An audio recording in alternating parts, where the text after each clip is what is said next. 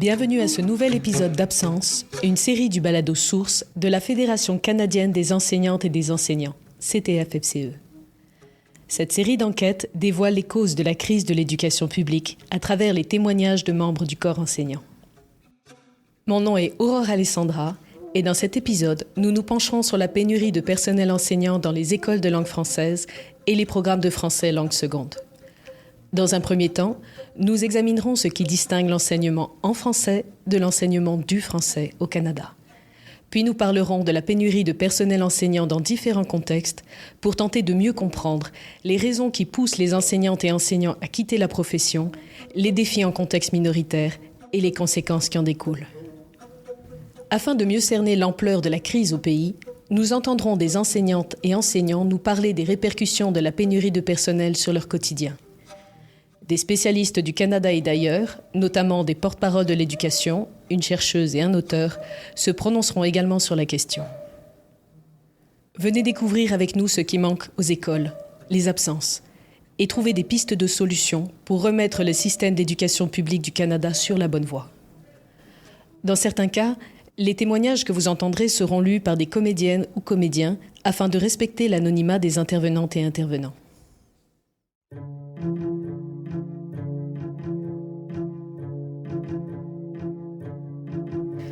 Officiellement, le Canada est un pays bilingue. Près du quart de la population canadienne est francophone.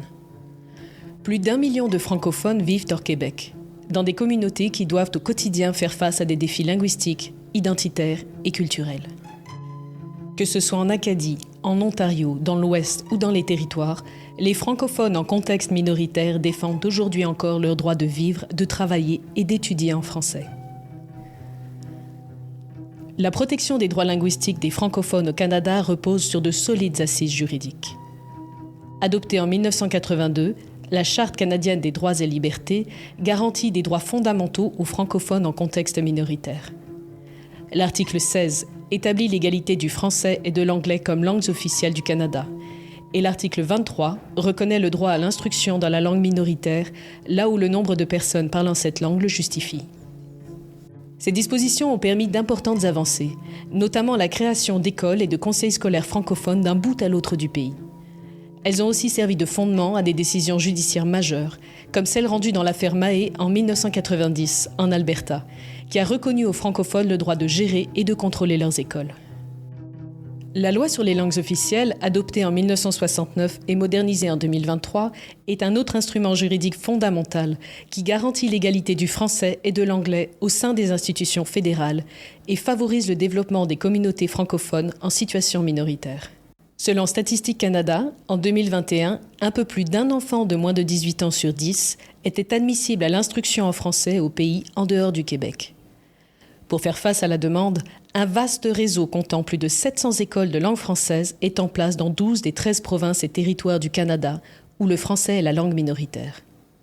On parle d'écoles de langue française en contexte minoritaire, c'est-à-dire qui se trouvent en dehors du Québec. C'est ce qui fait leur particularité. L'enseignement s'y fait en français dans toutes les matières. Les écoles de langue française ont un mode de fonctionnement qui leur est propre et dépendent d'un conseil scolaire distinct. La carte qui se trouve dans les ressources complémentaires de la description de l'épisode montre qu'il y a des écoles de langue française en contexte minoritaire partout au pays, et en plus forte proportion au Nouveau-Brunswick et en Ontario, selon le recensement de 2021 de Statistique Canada. La pénurie de personnel enseignant francophone en contexte minoritaire est donc très répandue et touche les élèves d'un bout à l'autre du pays. Au Canada, 43% des élèves apprennent le français comme langue seconde. En 2022-2023, plus de 1,7 million d'élèves suivaient un programme de langue seconde en dehors du Québec. Il est important de noter que les écoles de langue française en contexte minoritaire diffèrent des écoles de français langue seconde, aussi connues sous l'abréviation FLS ou FL2. Par exemple, l'immersion française est un programme qu'on retrouve dans les écoles anglophones, soit les écoles de la majorité linguistique. On parle ici de l'enseignement du français.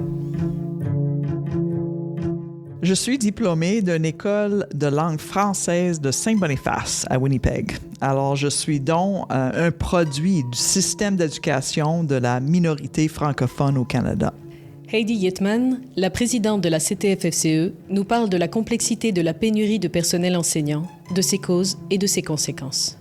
Le principal défi au Canada, c'est la pénurie d'enseignantes et d'enseignants qualifiés, surtout en milieu francophone minoritaire. Cette pénurie fragilise les services aux élèves, nuit à leurs conditions d'apprentissage et met en péril la survie de certaines écoles de langue française, surtout en région rurale. En fait, on assiste à deux pénuries parallèles.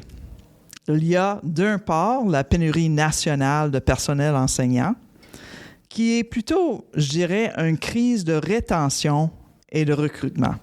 Et d'autre part, la pénurie qui dure depuis longtemps dans les écoles de langue française.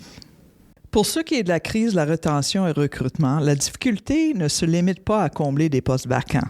Il faut trouver un moyen de maintenir le personnel en poste et d'attirer le relève vers une profession actuellement précaire qui a besoin de changements systémiques.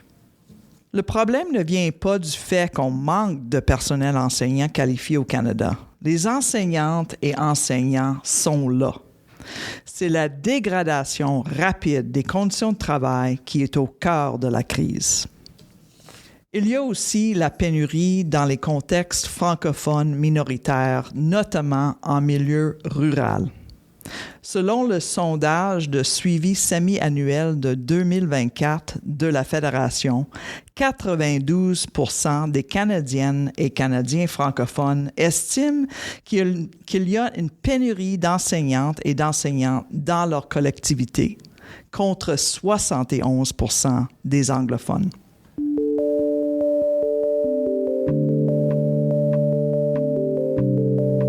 La pénurie s'étend aussi au personnel enseignant dans les programmes d'immersion française et de français langue seconde. Nos collègues de l'Association canadienne des professionnels de l'immersion et de l'Association canadienne des professeurs de langue seconde ont mené en 2021 une consultation nationale sur la pénurie de personnel enseignant dans les programmes d'immersion française et de français langue seconde. Cette étude a révélé que 42% des écoles d'immersion française connaissaient une pénurie de personnel enseignant, un pourcentage qui s'élevait à 51% dans les régions rurales. La crise de la rétention et du recrutement dans l'enseignement et la pénurie qui en résulte constituent un problème complexe qui touche l'ensemble du pays. La pénurie que nous connaissons aujourd'hui découle de toutes sortes de causes reliées entre elles. Pour aller au fond des choses, la Fédération a lancé en octobre 2024 l'enquête Parachute, une enquête pan-canadienne pluriannuelle qui comporte des sondages menés auprès du personnel de l'éducation. Près de 5000 professionnels de l'éducation ont pris part au premier sondage, qui portait principalement sur les conditions de travail ayant une incidence sur la rétention et le recrutement. Les conclusions du sondage ont permis de mettre en lumière 3 grands facteurs qui ont des conséquences négatives sur la charge du travail du personnel de l'éducation francophone, soit la grande diversité des besoins des élèves, le surménage et le manque de temps de préparation et le manque de soutien spécialisé. Jugées mauvaises par les membres du personnel enseignant, tant anglophone que francophone, les conditions de travail ont une incidence sur leur santé mentale. Près de 30% des personnes répondantes se sont dites à peine capables de gérer le stress quotidien. De plus, 70% des anglophones et des francophones ont déclaré que leur charge de travail était aujourd'hui moins gérable qu'en 2019. Ce qui signifie que la situation s'est dégradée au cours des 5 dernières années. L'étude menée par l'Association canadienne des professionnels de l'immersion et de l'Association canadienne des professeurs de langue seconde a permis de mettre en évidence les causes de la pénurie. Premièrement, l'emplacement des écoles. Compte tenu de la superficie du Canada, il est difficile d'avoir du personnel qualifié partout au pays. Deuxièmement, le contexte culturel. Les enseignantes et enseignants en immersion française peuvent se sentir isolés dans les communautés où on parle surtout anglais. Troisièmement, les nombreux défis administratifs. Les défis et les réalités des programmes d'immersion française et de français langue seconde sont méconnus. et le perfectionnement professionnel n'est souvent offert qu'en anglais. Quatrièmement, les conditions de travail et la dévalorisation de la profession. Le personnel enseignant en français langue seconde doit notamment composer avec la surcharge de travail, la difficulté à gérer les demandes croissantes ou encore le manque de ressources adaptées de qualité. Les provinces et les territoires lancent de nouveaux programmes sans avoir suffisamment de ressources pédagogiques ni de matériel d'appui en français. La situation est telle que de nombreux enseignantes et enseignants quittent la profession dans les 5 premières années. Cinquièmement, le manque de qualification. En plus du brevet d'enseignement ou du certificat d'aptitude pédagogique, il faut avoir une solide maîtrise de la langue française et des compétences en enseignement du français langue seconde.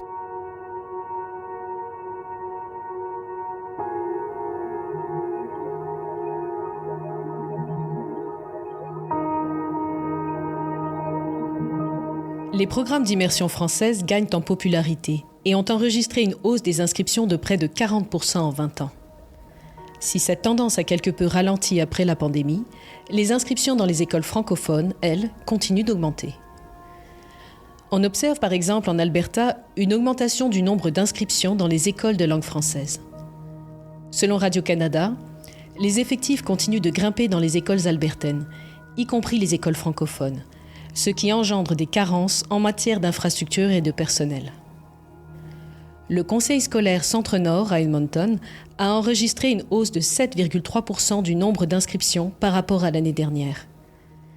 À en croire le directeur général d'un conseil scolaire, la hausse des inscriptions est due à plusieurs facteurs, notamment l'immigration francophone. Les écoles de langue française sont de plus en plus prisées par les parents.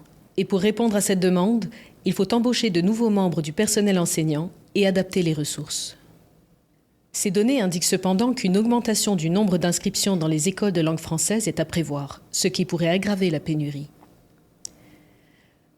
Pour pallier le manque de personnel enseignant, les écoles n'ont ainsi d'autre choix que celui de faire appel à des enseignantes et enseignants retraités ou à du personnel ne détenant ni diplôme en éducation, ni certificat d'aptitude pédagogique. Même au Québec, où le français est la langue majoritaire, la situation est critique. Selon un article de Radio-Canada, en décembre dernier, le ministère de l'Éducation comptait plus de 9000 enseignantes et enseignants non qualifiés dans les écoles publiques du Québec, ce qui représente une hausse de 3,5% par rapport à mai 2024 et de 38% par rapport à mai 2023. Ce nombre n'inclut pas les milliers d'enseignants suppléants et d'enseignantes suppléantes qui ne détiennent pas non plus de brevet d'enseignement. L'augmentation considérable du nombre d'élèves se traduit par des défis importants et un manque criant de ressources. Et la pression s'accentue sur les écoles qui sont souvent en surcapacité et manquent d'espace.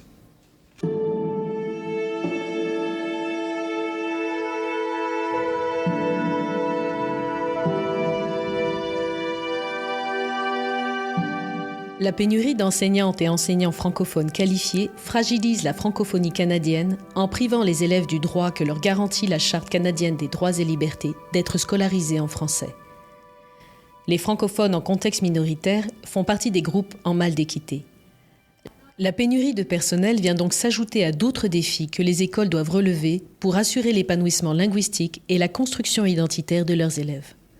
La francophonie canadienne continue d'être aux prises avec d'importantes difficultés. L'assimilation, l'anglicisation croissante, le manque de ressources pour certaines institutions, dont les conseils scolaires, et la nécessité d'attirer davantage de francophones issus de l'immigration pour renforcer la vitalité des communautés.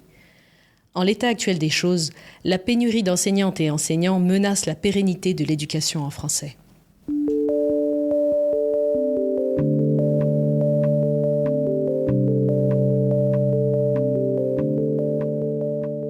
Pour mieux comprendre la pénurie de personnel enseignant francophone en contexte minoritaire, écoutons maintenant Anne Vinéroy, vice-présidente de la CTF-FCE et ancienne présidente de l'Association des enseignantes et des enseignants franco-ontariens, l'AEFO.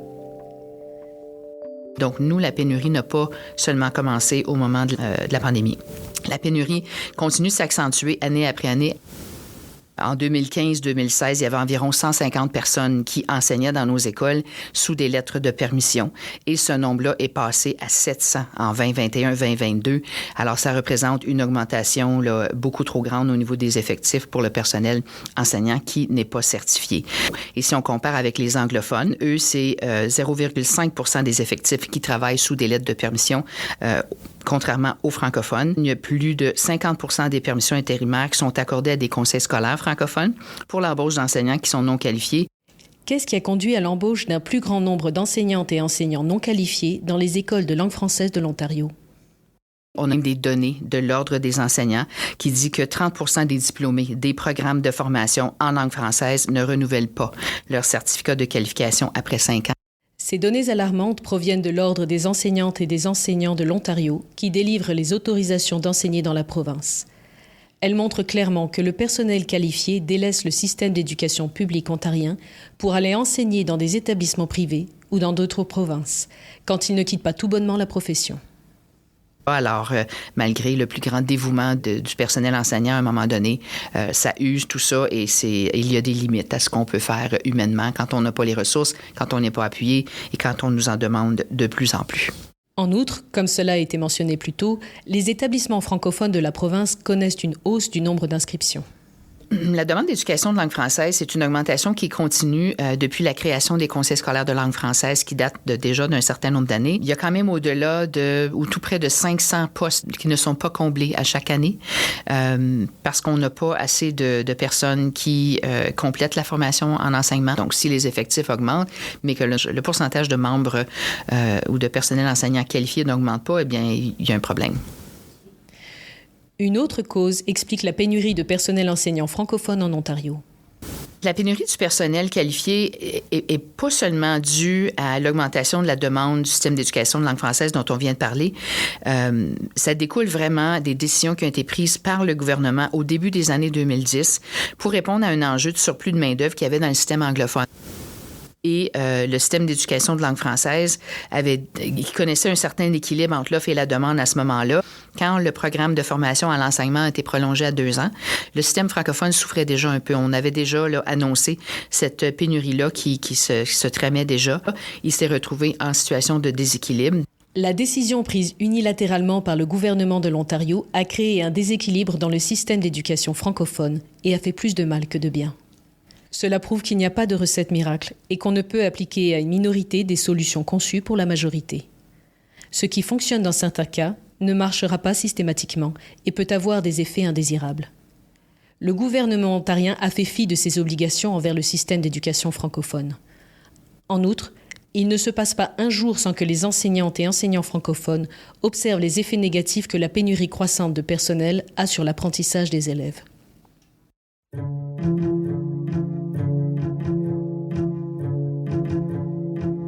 La situation au Canada n'est pas un cas isolé. Voyons un peu ce qui se passe à l'échelle mondiale. Je suis Marie-Noëlle Vercambre-Jacot. Marie-Noëlle Vercambre-Jacot est une chercheuse qui a coécrit des rapports du Baromètre international de la santé et du bien-être du personnel de l'éducation. Connue sous le nom de iBest, cette enquête porte sur les conditions de travail, le bien-être et la santé du personnel enseignant dans le monde entier. Le Baromètre international de la santé et du bien-être du personnel de l'éducation est une enquête internationale qui a été développée par le Réseau Éducation et Solidarité et la Fondation d'entreprise pour la santé publique avec l'appui de l'International de l'éducation et de la chaire UNESCO Éducation et Santé. L'édition de 2023 de iBest a recueilli des données dans 11 territoires répartis sur 4 continents, soit le Canada, le Québec, la France, l'Espagne, le Royaume-Uni, la Suisse, la Belgique, l'Argentine, le Maroc, le Cameroun et le Japon. Voici ce qui est ressorti de cette enquête en ce qui a trait à la charge de travail. Globalement, la charge de travail des personnels de l'éducation apparaît importante. Le volume horaire de travail hebdomadaire excède presque partout 40 heures par semaine. Il s'approche même de 50 heures dans des pays comme le Japon, le Royaume-Uni et le Canada. On est autour de 48-49 heures hebdomadaires. Ces conclusions concordent avec celles de l'enquête Parachute. 73% des membres du personnel de l'éducation travaillent plus de 45 heures par semaine et 35% dépassent les 48 heures. 38% des membres du personnel de l'éducation francophone travaillent plus de 48 heures par semaine, ce qui représente la plus grande proportion parmi les enseignantes et enseignants qui travaillent autant d'heures par semaine. Il va sans dire que cette surcharge de travail a des conséquences néfastes sur l'équilibre entre la vie professionnelle et la vie personnelle, et donc sur le degré de satisfaction. Pour ces personnels, il y a cumul des charges, il y a ce volume horaire important de travail, il y a la charge mentale et il y a cette responsabilité d'aidant pour une part non négligeable de professionnels. Ces volumes importants pèsent sans doute sur l'équilibre vie personnelle, vie professionnelle. La satisfaction vis-à-vis de cet équilibre est modérée. Le Canada ne fait pas exception, avec 58% d'insatisfaction. Ce qui nous amène à parler maintenant de la santé et du bien-être. France, la Belgique, le Maroc, le Cameroun. Et au Canada, ce bien-être subjectif apparaît intermédiaire. Il n'est pas florissant, mais en fait, on se rend compte que la santé des personnels est fragilisée de manière générale dans la dimension psychologique et notamment au Canada. 46% des personnels ressentent souvent, très souvent ou toujours des sentiments négatifs tels que anxiété, dépression. De manière générale, ces statistiques nous montrent à quel point les enseignantes et enseignants se sentent dépassés et combien cela affecte leur état de santé.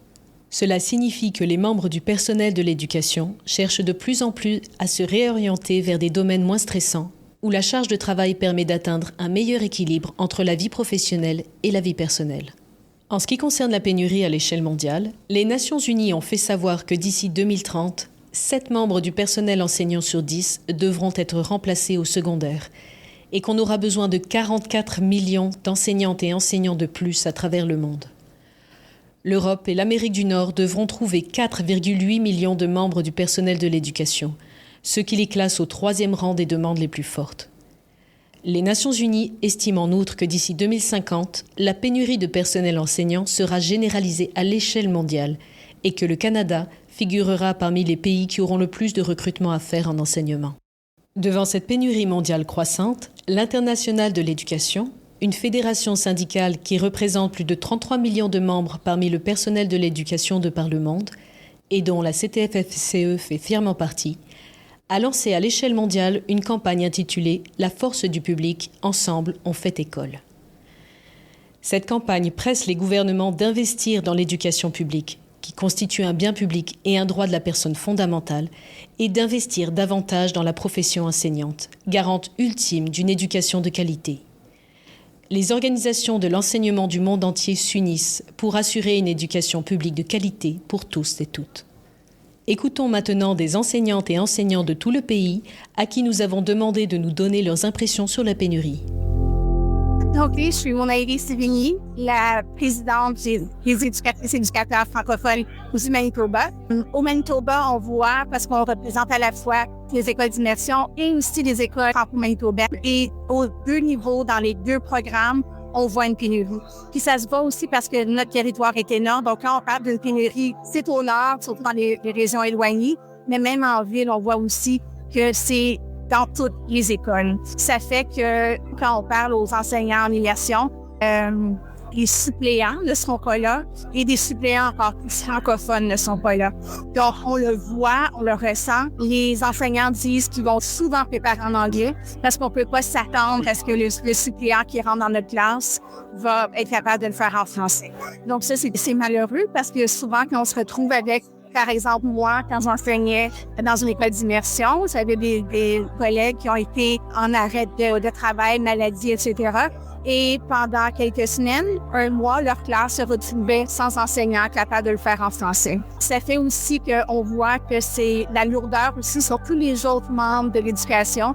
Donc, les orthopédagogues et conseillers aussi qui sont pris de leur travail et qui vont être mis en salle de classe. Donc, il y a une répercussion, il y a un petit peu un effet domino sur l'ensemble de la communauté scolaire à ce moment-là. Puis ça, on l'entend à l'urbain, au rural, au nord et un petit peu partout. C'est vraiment ça qu'on entend en ce moment. Bien, les élèves francophones, comme tous les autres élèves, méritent des enseignantes et des enseignants qui sont qualifiés et certifiés en tout temps. Donc, moi, je suis dans une école anglophone. Notre gros problème, c'est d'avoir des enseignants francophones pour enseigner français langue seconde. Depuis l'année passée, notre commission scolaire va recruter des enseignants en France. Alors, on a reçu 4 enseignants de la France pour prendre les positions en français.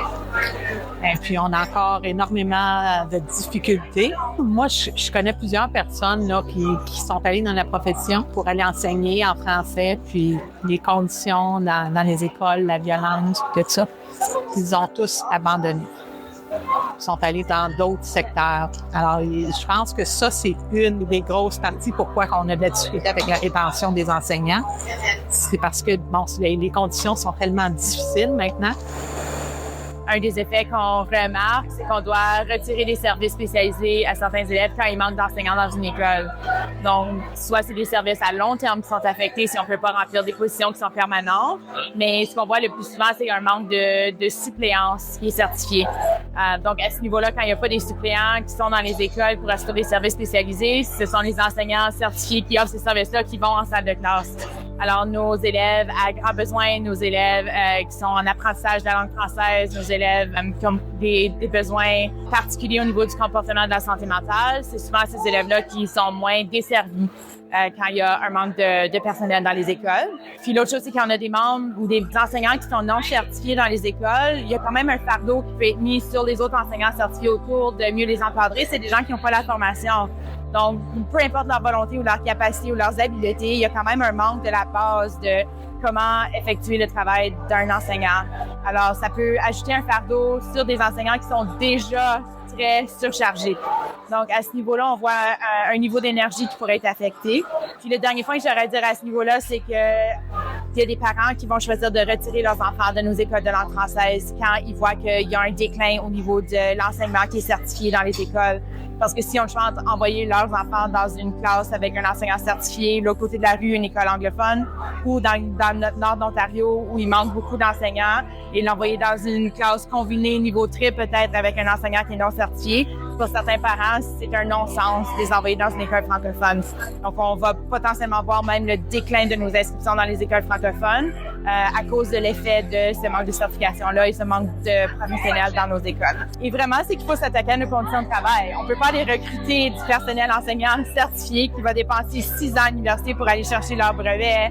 Si dans les écoles, on se fait frapper, on se fait mordre, on est surchargé, on est épuisé. C'est vraiment difficile d'aller recruter les gens pour venir travailler quand les conditions de travail sont déplorables. Mais je pense que le parapluie en ce moment, c'est vraiment la surcharge. Je pense que quand on a une complexité de la salle de classe qui est plus difficile à gérer avec très peu d'enseignants spécialisés ou d'éducateurs spécialisés, la surcharge est sur l'enseignant qui peut plus faire son travail. Donc ça l'ajoute beaucoup quand on a des élèves qui sont violents, quand, tu sais, ça rajoute.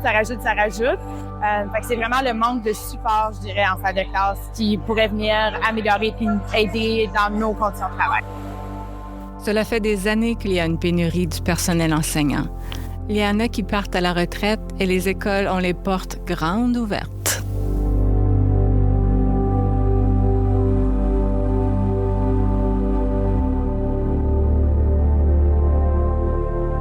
Les conclusions de l'enquête Parachute ont permis de dégager des recommandations clés pour améliorer les conditions de travail. Plus de 70% des membres francophones du personnel de l'éducation soutiennent les 3 recommandations suivantes. La diminution de la taille des classes, l'augmentation du personnel de soutien, plus de temps de préparation. Les provinces et les territoires doivent travailler avec les organisations de l'enseignement pour mieux comprendre les taux d'attrition. On ne pourra pas, à long terme, se concentrer de solutions ici et là.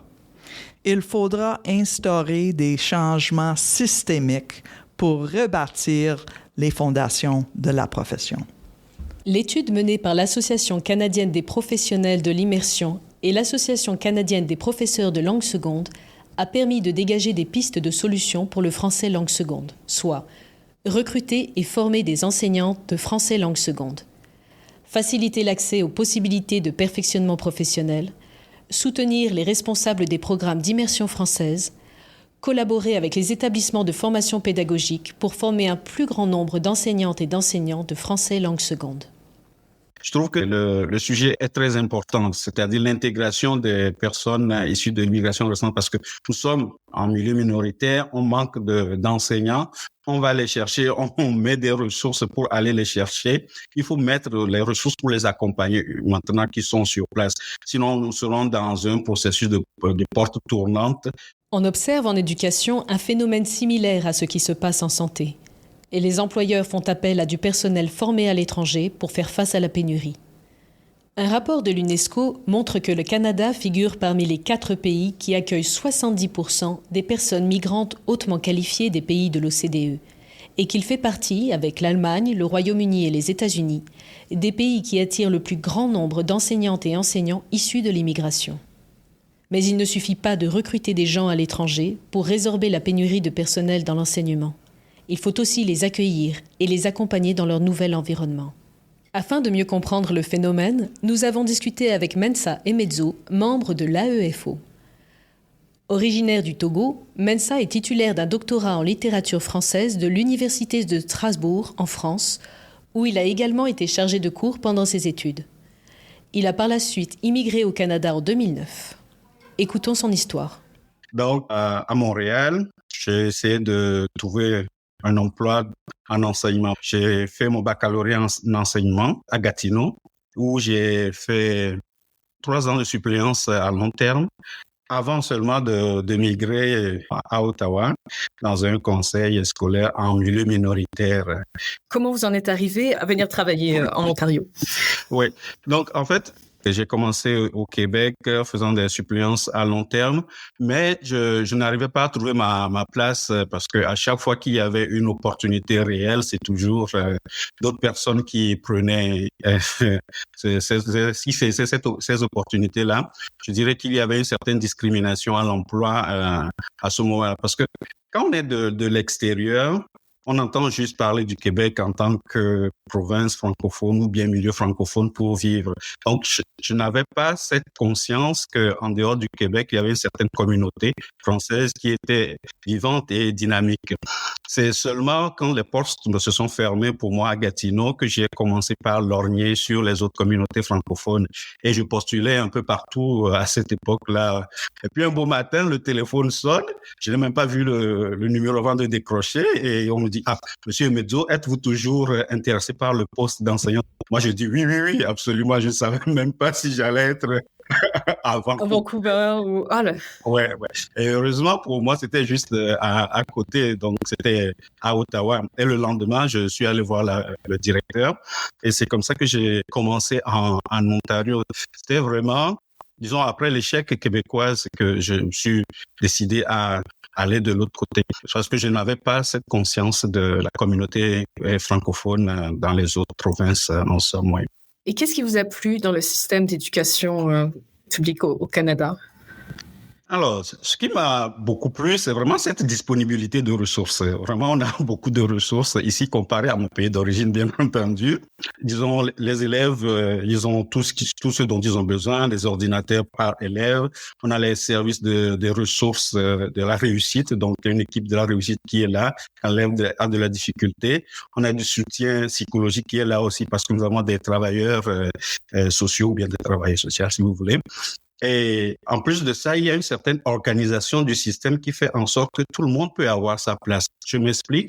Dans mon pays d'origine, le Togo, par exemple, on ne valorise pas beaucoup les métiers manuels ou des choses techniques. Alors que nos élèves en Ontario, ou peut-être au Canada de manière générale, on peut les orienter selon leur habileté, selon ce qu'ils aiment. Peut-être que mes élèves qui peuvent aller, là, pendant ce semestre-ci, on appelle ça coop. Ils vont aller voir comment est-ce que ça se passe peut-être chez un menuisier. Donc, passe le semestre chez le menuisier. Et ça leur permet de savoir où sont leurs passions, ce qu'ils peuvent faire. Et c'est ça qui manque dans mon pays d'origine, en somme, qu'on valorise tout le monde. Donc, c'est ça que j'aime dans le système de l'Ontario, les ressources qui sont disponibles et puis cette opportunité qu'on donne aux élèves. Et est-ce qu'il y a des choses qui ont été plus difficiles dans votre contexte de travail? Alors, j'ai de la facilité à entrer en relation avec les élèves, il n'y a pas de souci. Mais dans le système canadien, je trouve que c'est quand même faire reposer sur l'enseignant cette charge de il faut que tu aies de bonnes relations avec les élèves pour qu'ils te respectent.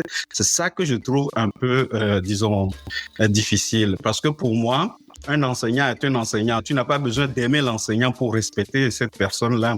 Mais et même ce qu'on enseigne, je suis chargé de l'accueil des nouveaux personnels. Et ce qu'on leur enseigne dans la gestion de classe, c'est tisser le lien avec les élèves, bâtir une bonne relation avec les élèves. Mais à la base, pour moi, tu n'as pas besoin d'aimer ton enseignant pour le respecter.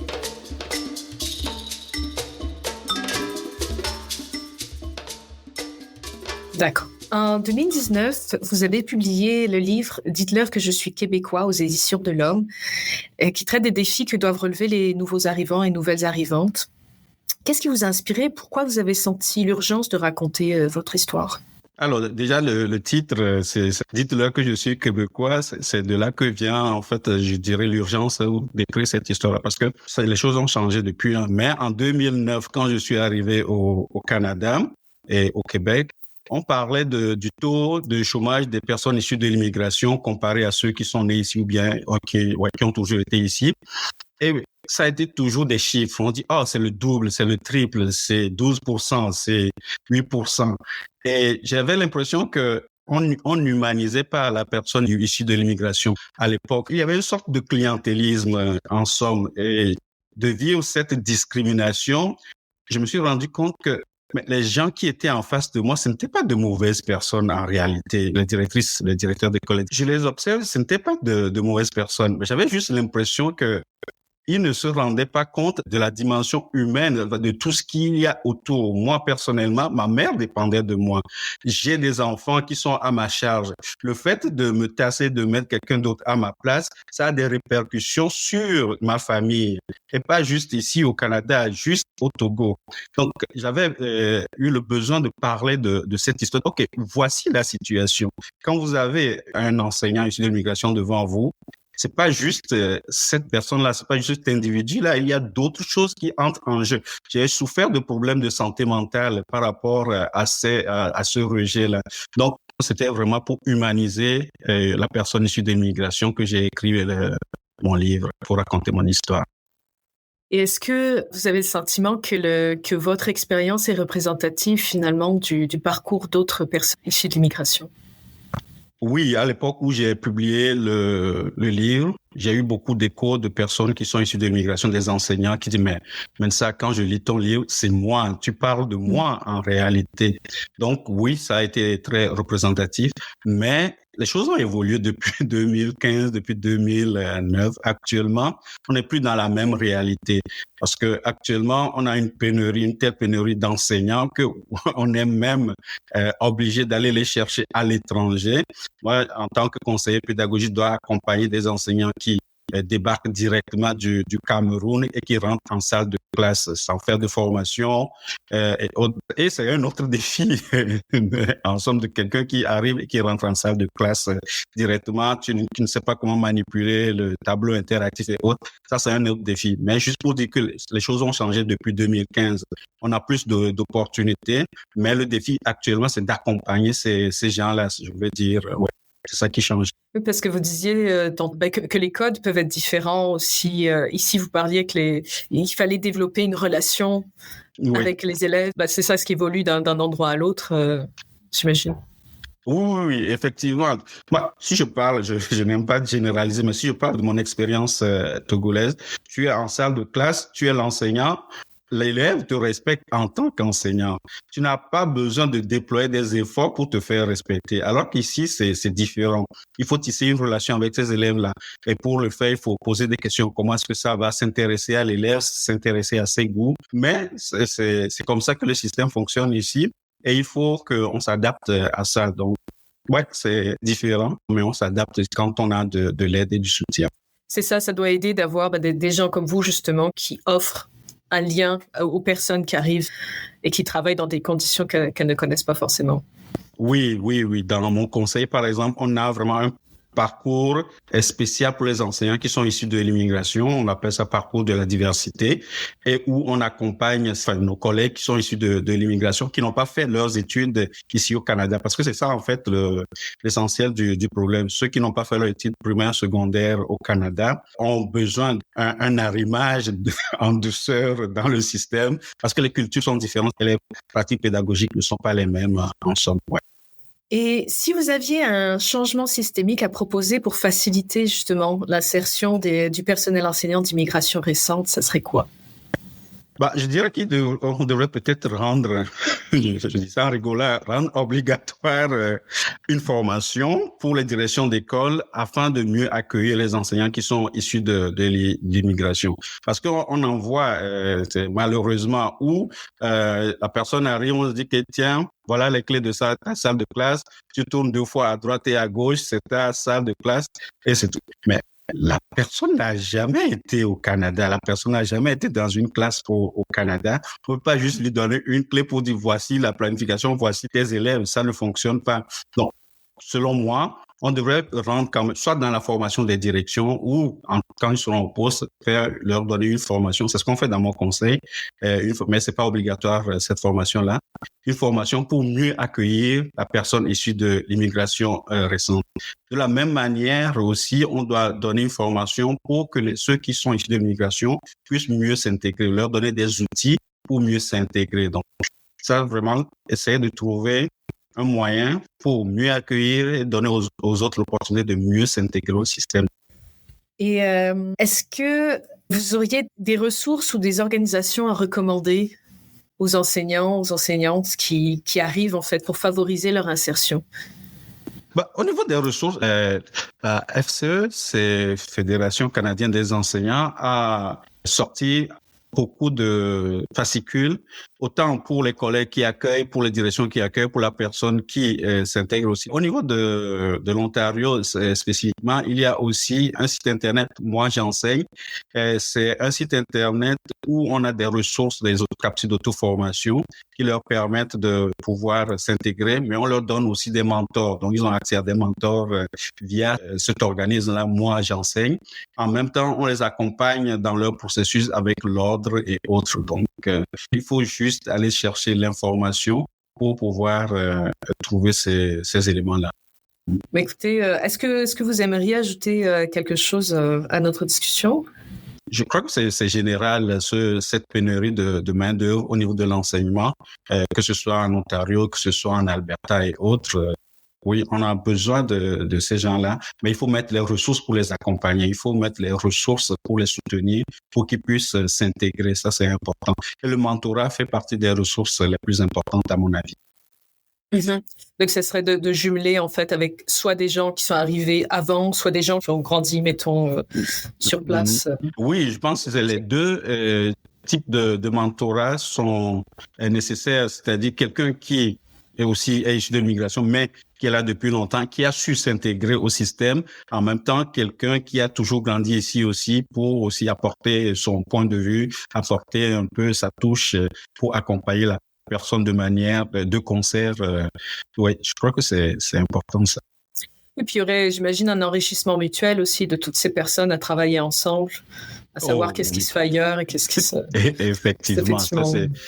Les gens ne prennent pas juste, tout le monde donne dans ce processus-là. On apprend les uns des autres, au contact les uns des autres, on apprend beaucoup de choses. On parle d'interculturalité en ce moment, on parle d'intelligence culturelle. Donc le fait d'être en contact avec ces gens-là, ça te permet aussi d'évoluer en tant qu'humain, en tant que personne. Comme l'explique Mensa, l'intégration est une question de ressources, mais aussi de temps.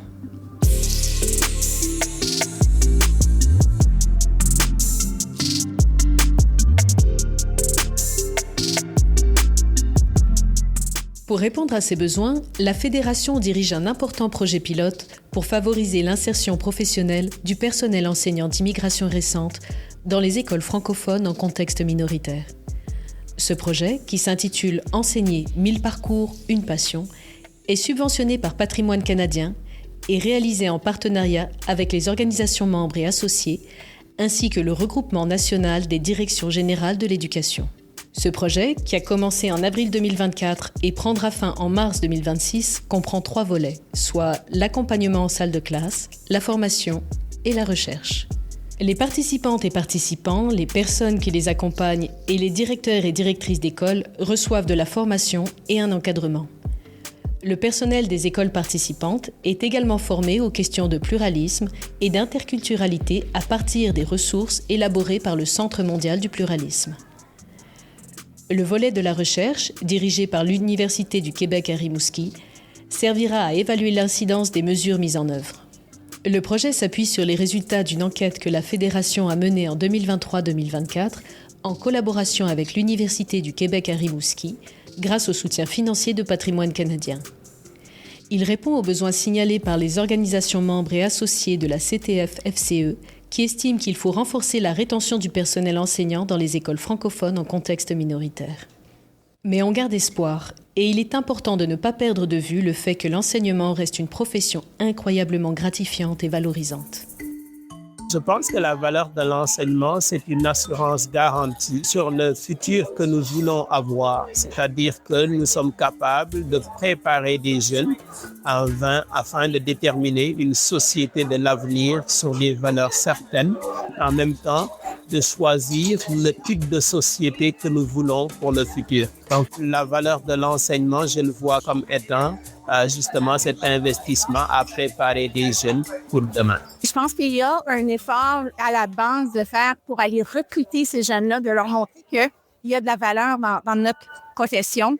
Donc, c'est revaloriser pour la profession pour ensuite inciter les gens à venir dans la profession.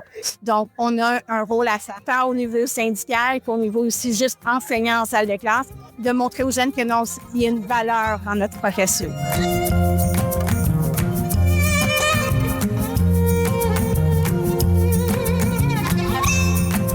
Il est clair que les ressources attribuées aux écoles françaises pour offrir une éducation de qualité équivalente au sein des réseaux est grandement insuffisante. En novembre, j'ai participé à la conférence des associations francophones d'éducation et ils ont publié une déclaration sur la pénurie de personnel enseignant. Il conclut en affirmant que la situation n'est plus un simple défi. Elle représente une urgence pour l'avenir de nos systèmes éducatifs, de même que pour l'épanouissement de la langue française et de sa culture. Nous ne pouvons rester indifférents face à cette crise qui touche directement l'avenir de nos enfants et de nos communautés. Face aux nombreuses crises qui secouent actuellement le monde, la pénurie d'enseignantes et d'enseignants ne semble pas être une priorité, bien qu'elle devrait l'être, parce que les élèves sont notre avenir.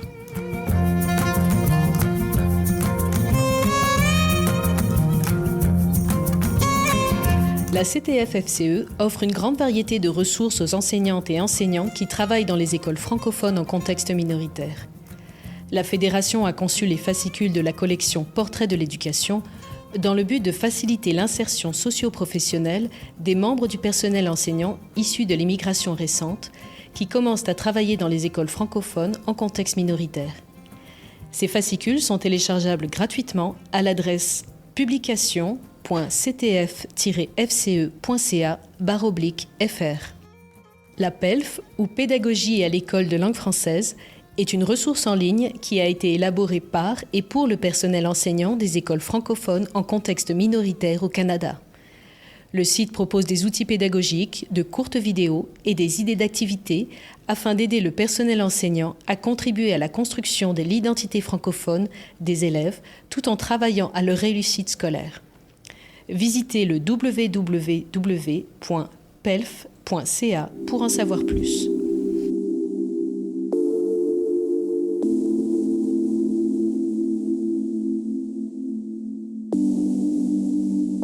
Dans cet épisode, nous vous avons présenté, preuve à l'appui, les causes et les conséquences de la pénurie de personnel enseignant dans les écoles de langue française en contexte minoritaire et dans les programmes de français langue seconde et d'immersion française au Canada.